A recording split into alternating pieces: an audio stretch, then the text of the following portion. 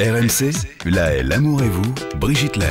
On attrape notre fil d'Ariane et figurez-vous, Jean-Michel Gourlian, qu'un chercheur vient de trouver quelque chose. C'est déjà une bonne nouvelle, ça, un chercheur qui trouve. Pour une fois qu'un chercheur trouve quelque chose, c'est merveilleux.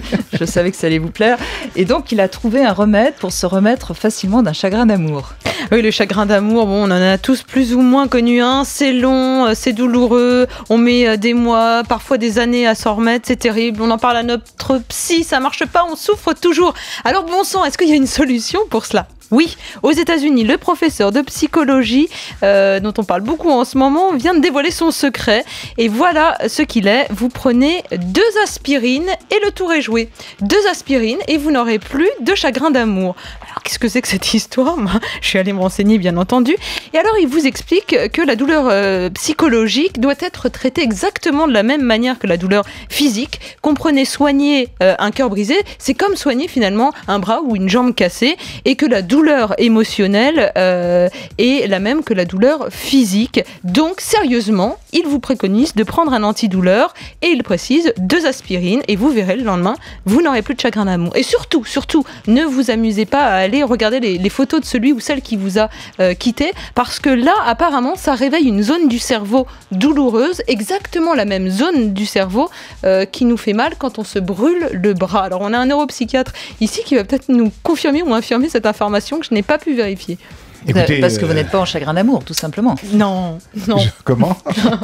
Qu'est-ce que vous en pensez ? Alors, l'aspirine pour guérir le chagrin d'amour ? Écoutez, moi, l'aspirine est évidemment un médicament merveilleux qui guérit beaucoup de choses, mais enfin, je ne savais pas que ça pouvait aussi guérir le chagrin. Ça m'étonnerait que ça puisse complètement guérir le chagrin d'amour, parce que le chagrin d'amour n'est pas seulement une souffrance, à la manière d'un mal de tête. Hein.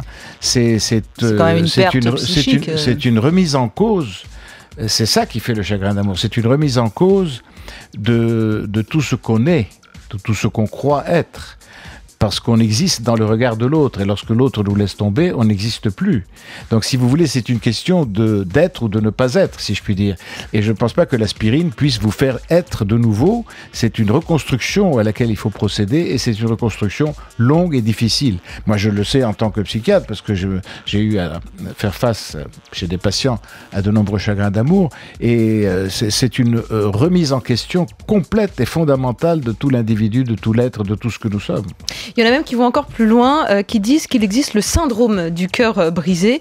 C'est réel, ça touche surtout des femmes de plus de 55 ans, parce qu'à ce moment-là, il y a un déclin hormonal qui rend le cœur plus sensible à cause du stress. Et quand vous avez un choc émotionnel fort, comme une rupture amoureuse, eh bien, il arrive que le cœur se paralyse, se brise, et ça ressemble un peu à une crise cardiaque. Et certains médecins, notamment l'américain Ilan Wheaton, dit « Oui, il s'agit du syndrome cœur brisé, et suite à des ruptures amoureuses, il arrive parfois que ça s'appelle un suicide. Mais vous savez, l'amour est une maladie. L'amour est une maladie parfois mortelle.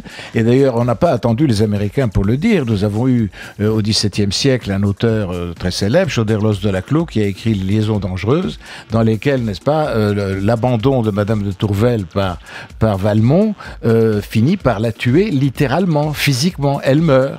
Donc on peut mourir d'amour, c'est pas une légende. Elle meurt d'amour, voilà. Mais on peut renaître d'amour elle meurt aussi. de manque d'amour. On peut renaître d'amour aussi. Et on peut absolument, il y a des gens qui renaissent à la vie et que l'amour fait renaître à la vie, ça c'est certain. Mais d'ailleurs, on voit bien avec le témoignage de Arnaud qu'on vient d'avoir à l'instant, on voit bien comment cette femme qui, après une fausse couche, donc quelque chose de plutôt déprimant, se réactive. Voilà, se réactive sur le plan féminité, sexualité, en essayant de séduire, en montrant sur Facebook, bon, etc.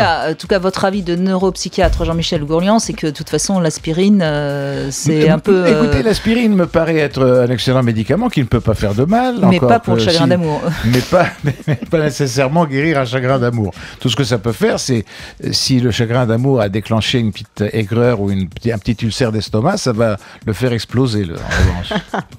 Donc laissez, encore une fois, un chercheur qui a peut-être trouvé, mais pas trouvé forcément la bonne piste. La personne a tellement pleuré qu'elle en a mal à la tête et qu'effectivement ça va soulager peut-être le petit mal de crâne, mais rien de plus. Oui, mais ça vous savez qu'un orgasme, ça soulage le petit mal de crâne. Donc finalement, un chagrin d'amour, il faut se remettre à retrouver quelqu'un le plus rapidement possible, et puis c'est peut-être ça la meilleure solution. Oui, enfin, c'est pas toujours facile. Non, mais c'est quand même une solution qui marche, au moins celle-là. Merci Ariane, merci beaucoup.